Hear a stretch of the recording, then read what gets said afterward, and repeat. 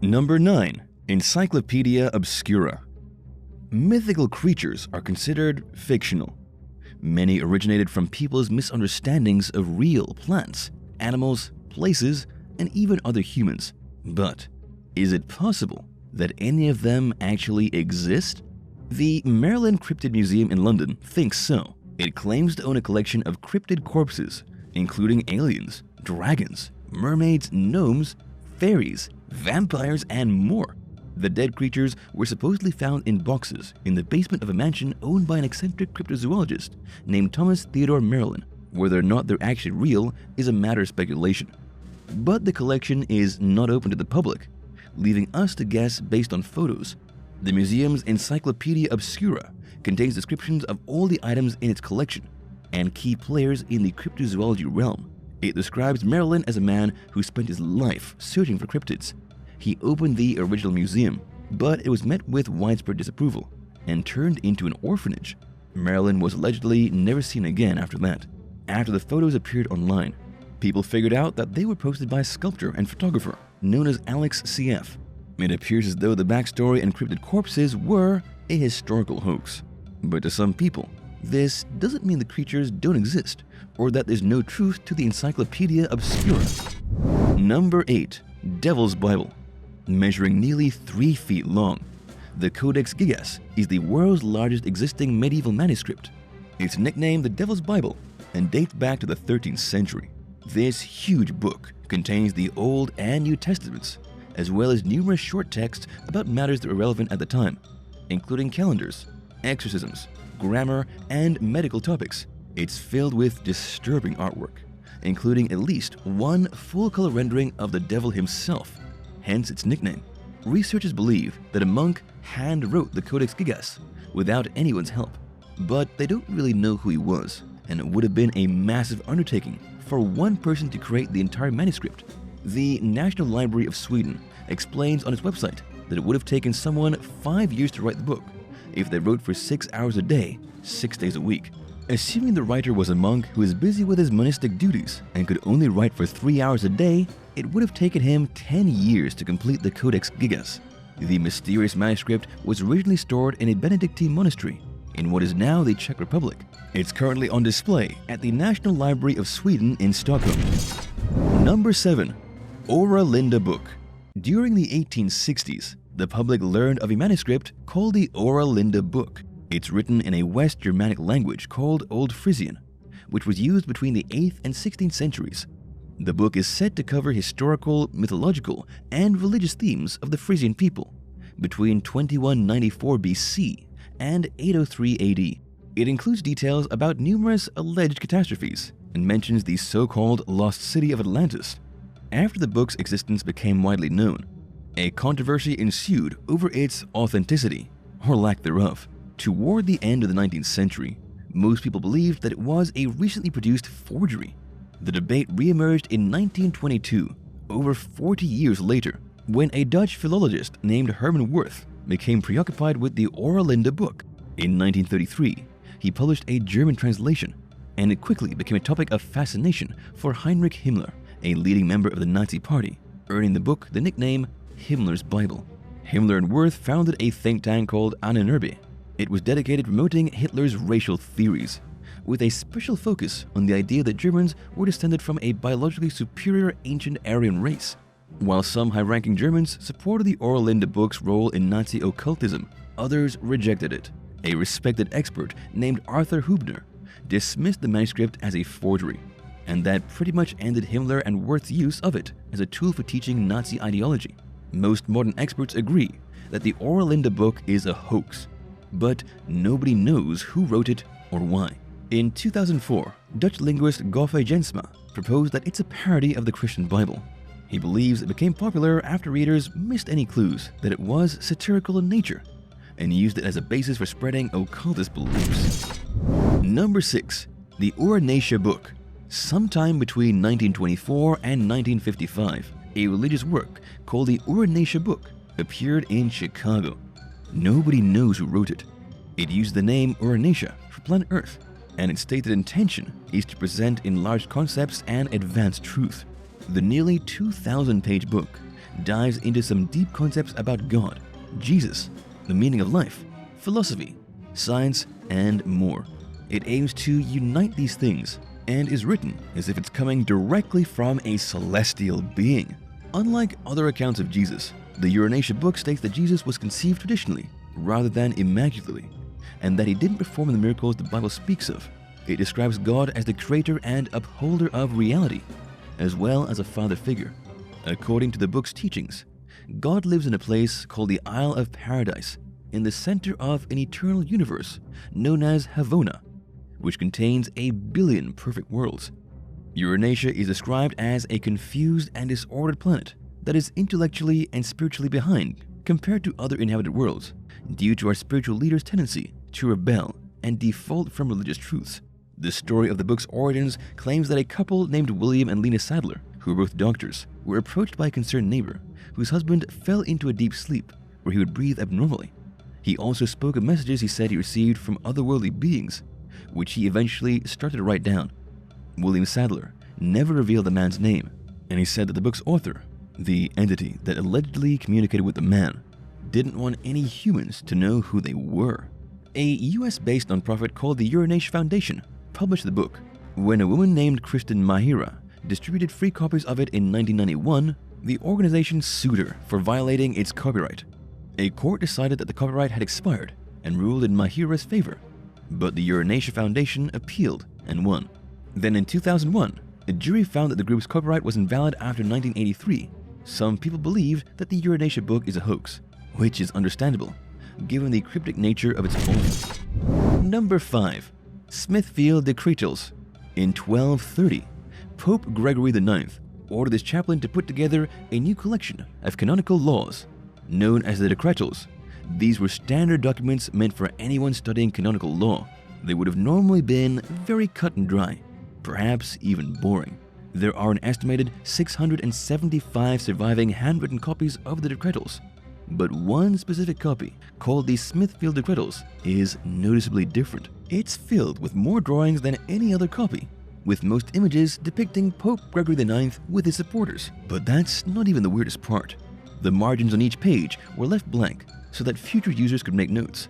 Around 1340, the Smithfield the Creatures fell into the hands of someone in London or elsewhere in eastern England, who paid artists to add more illustrations to it. They fill the margins with bizarre drawings that seem unrelated to the text or are critical of canonical law, including images of knights battling giant snails. At the time, this type of artwork was trending in England, but modern scholars struggle to understand most of it, including the pictures of knights fighting snails, which was apparently a common image that was seen in places other than the Decretals. One theory, proposed by expert Lillian Randall, suggests that the snails represent the Lombards, a Germanic tribe who were seen as deceitful and treasonous, slimy if you will. But there's very little evidence to back up this claim, especially since the snails usually seem victorious in the drawings.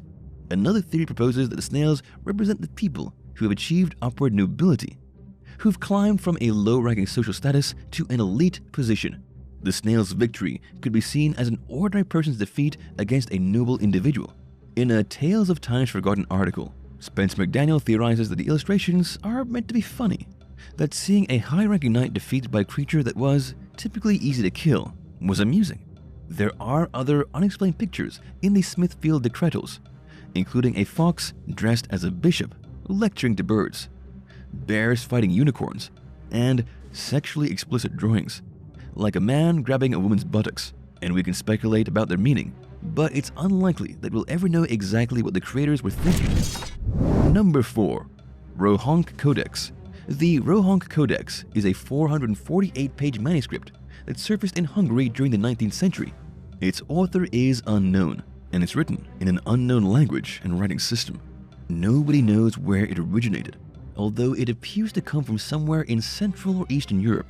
Almost all the book's images are biblical in nature, containing elements of Christianity, Islam, and possibly Hinduism.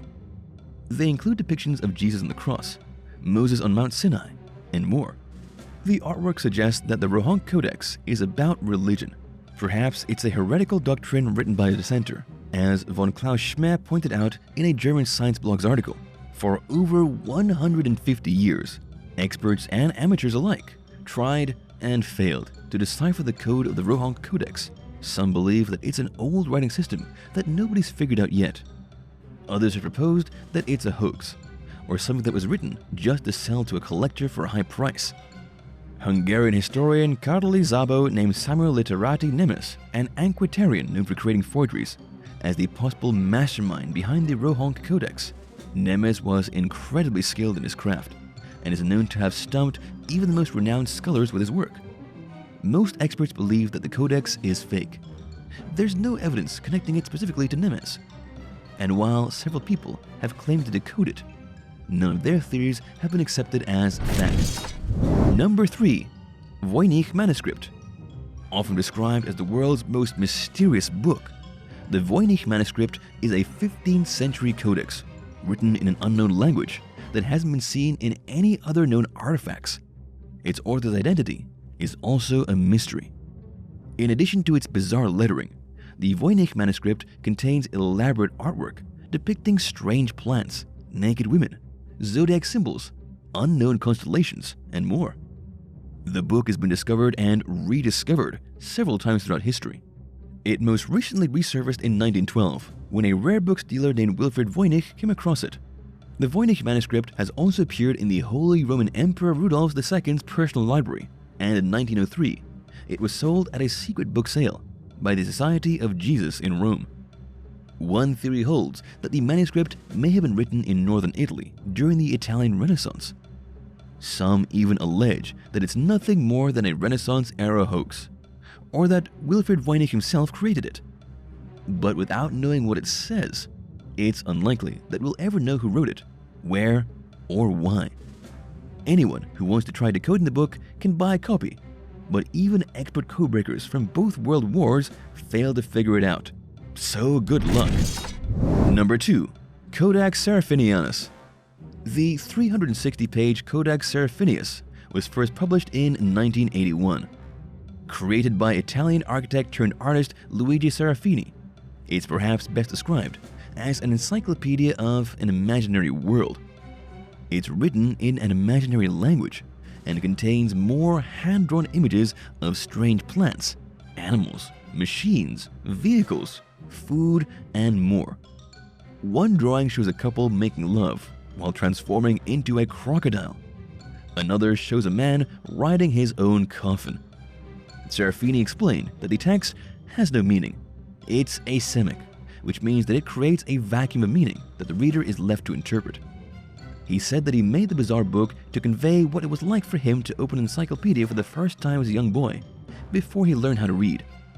While the writing clearly made sense to adults, he didn't understand it, and he designed the Codex Seraphinianus to reflect that sensation. Number 1. The Book of Soyga. Also called the Aldareia, the Book of Soyga is a 16th century book on magic. It was lost for centuries after the death of its owner, an Elizabethan mathematician and occultist named John Dee. A scholar recovered 2 manuscripts in the British Library Archives in 1994. The nearly 200-page book consists of incantations and instructions on summoning demons, doing magic, astrology, and other things. Some of it is written in Latin, but the final 18 pages contain over 40,000 letters arranged throughout 36 tablets. They appear to be some kind of code that hasn't yet been deciphered. After finding the book in 1551, John Dee tried to figure out what it meant by hiring a medium to consult the archangel Uriel. The medium told Dee that only the archangel Michael knows the Book of Soyga's secret meaning, and failed to decode any hidden message it might contain. Dee walked away without any useful information. At the time, he was trying to pursue his idea to establish a national English library for Queen Mary. Using his own money, Dee amassed England's largest library. In total, he collected at least 3,000 printed volumes and many manuscripts. Historian and novelist Deborah Harkness began her search for the Book of Soyga while studying John Dee's diaries. She found it in the British Library's archives under its alternative title, Aldareia Siva Soyga Vocor. Several other scholars had tried to locate the book before Harkness hit pay dirt. A scholar named Jim Reeds figured out the mathematical formula that was used to construct the 36 tables that encompassed the letters. He also identified errors that the book scribes made during the copying process, but he did not decode the actual content of the tables or their significance, which remain a mystery to this day. Thanks for watching. Which one of these books would you like to read the most? Let us know in the comments below, and don't forget to subscribe. See you next time. Bye!